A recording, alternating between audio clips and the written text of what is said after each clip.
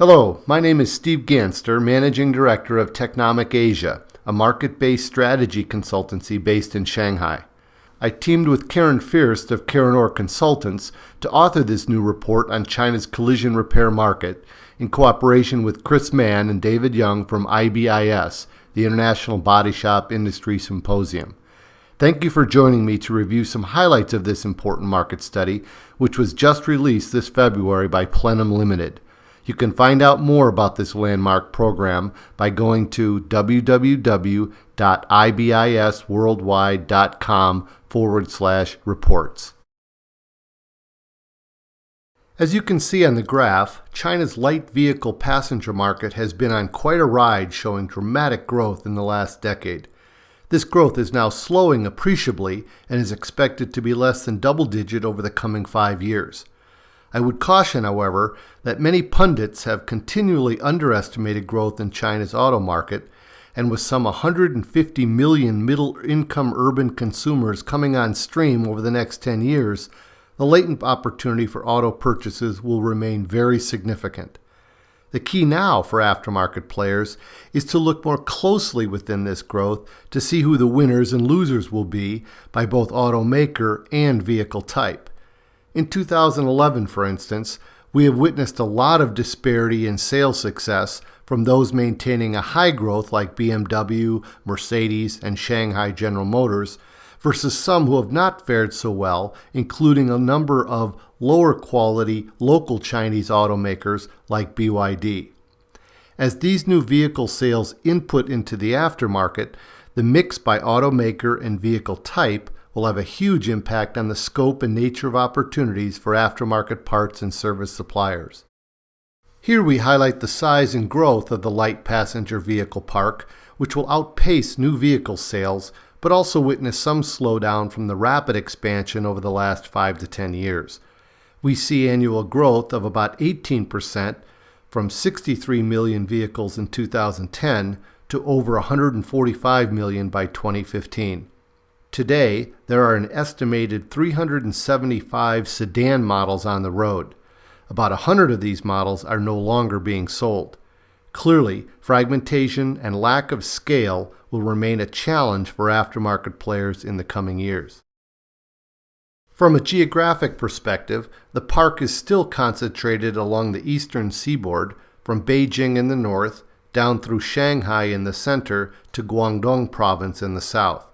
However, over the next decade, the park will continue to disperse to central China into the rapidly growing Tier 2 and Tier 3 cities.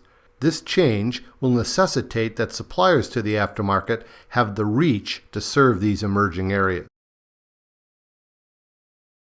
When considering the collision repair market, the first point to note is the road and traffic infrastructure in China. Chaos is common, as are accidents. China's highway system ranks second in the world to the U.S. in terms of kilometers, but high-grade highways, that is, those above Class 2, account for less than 15% of the total road network. China has been and is investing heavily in infrastructure, but is still challenged by the rapid expansion of the vehicle park, not to mention so many first-time drivers.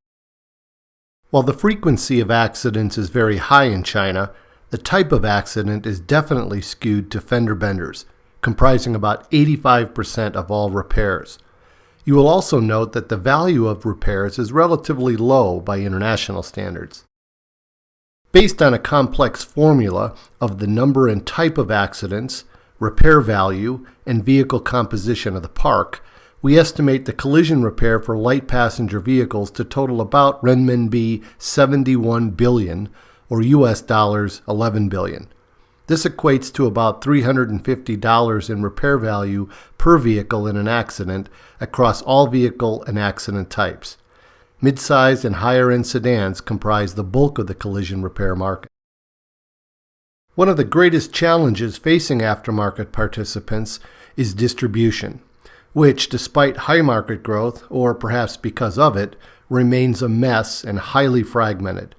There are over 360,000 registered service centers and over 150,000 retailers or other vendors. Collision repair is done to some degree at many of these service locations. Lately, there has been a flurry of growth at the small quick lube and fix shops, including the development of some larger light collision repair centers, such as Little Finger, which has over 500 outlets in China. With China's multi-layered distribution structure, an auto part can go through 5 touches before getting to the customer. Part cities, which number over 800, are still the backbone of the distribution system, but cannot efficiently serve the growing needs in the marketplace.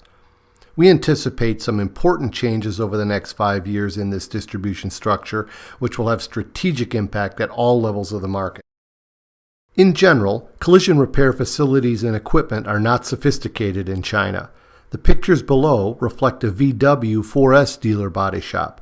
The following pages provide additional examples of some of the outlets and distribution points in China, which will give you a flavor of what the market looks like.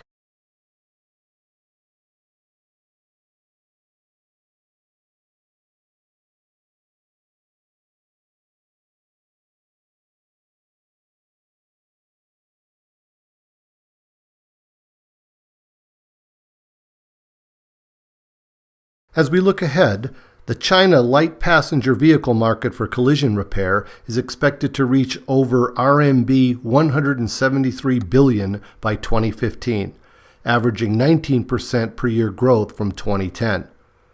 In US dollar terms, this equates to about 27 billion, which is comparable to today's US collision repair market, estimated at about 31 billion.